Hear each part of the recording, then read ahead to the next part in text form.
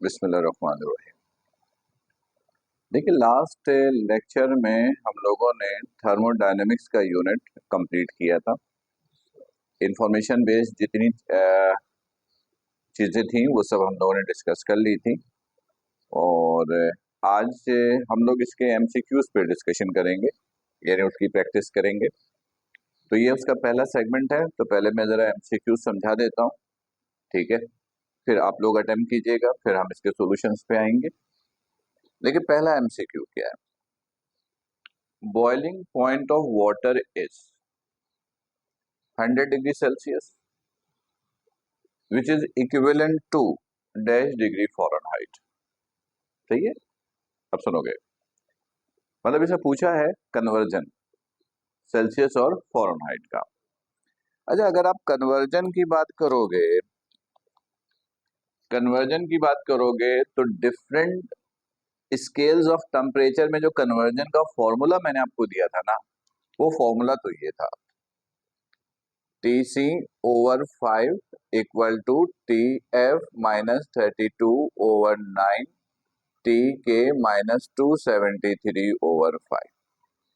ये तो फॉर्मूला था, लेकिन आपको ये पता है कि कैलकुलेटर अलाउड नहीं होता है, ठीक है। तो फॉर्मूला यूज करेंगे तो हो सकता है कि कैलकुलेटर भी जरूरत पड़े।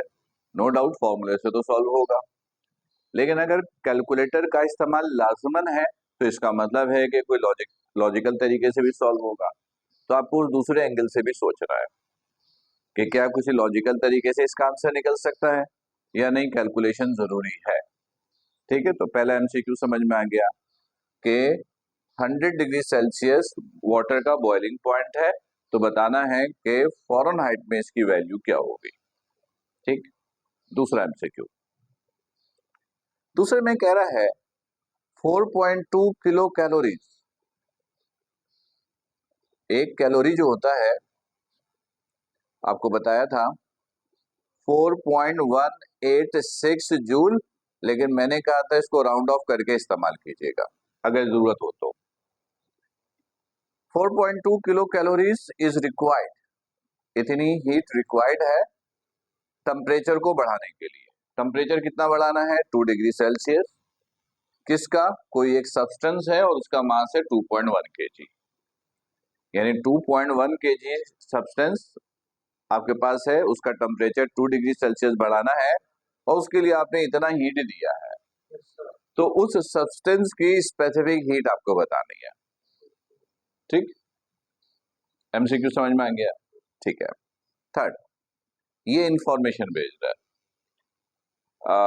ये जो नॉर्मल इंफॉर्मेशन वाला लेक्चर था उसमें हमने ये डिस्कस नहीं किया, लेकिन ये एहतियातन याद रखेंगे इसलिए ये एमसीक्यू ऐड कर दिया है ताकि ये यहाँ पे कवर हो जाए। तो देखते हैं कि आपके पास इंफॉर्मेशन है या नहीं, तो फिर हम सॉल्यूशन में इसको बताएंगे। बताना क्या है?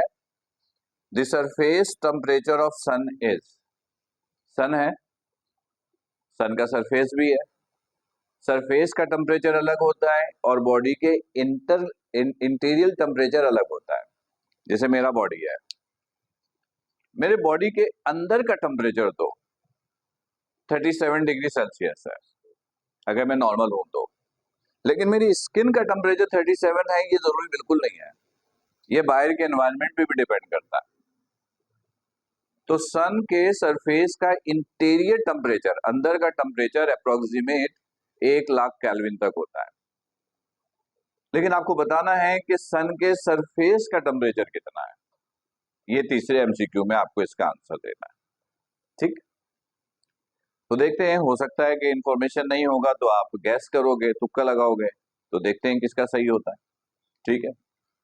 Next, 4, normal body temperature is 37 degree Celsius, ये अभी भी मैंने बताया। तो आपको बताना है कि फिर वो फ़ारेनहाइट में कितना होता है, ठीक है। कन्वर्जन फॉर्मूला ऑलरेडी है आपके पास और किसी लॉजिकल तरीके से निकालोगे तो भी आपके पास ऑप्शन है, आप सोचोगे, ऑप्शंस गिवन है, ठीक है। अच्छा, नेक्स्ट, दिस स्टडी, ये भी इंफॉर्मेशन बेस्ड एमसीक्यू है, ताकि ये कुछ इंफॉर्मेशन बेस्ड इसलिए भी ऐड किया ताकि ये अंदाजा हो कि पिछले लेक्चर्स की सारी चीजें रिवाइज करके तुम लोगों ने रखी हैं या नहीं रखी हैं।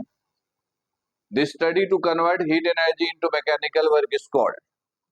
जब हीट मैकेनिकल वर्क में कन्वर्ट होता है तो उसकी स्टडी को क्या कहते हैं? ये 4 ऑप्शंस गिवन हैं, इनमें से कोई आपको एक चूज करना है। Next, in the phenomena of thermodynamics, क्योंकि यूनिट ही थर्मोडायनेमिक्स का था, उस फिनोमेना में कौन सा लॉ वेरीफाई होता है?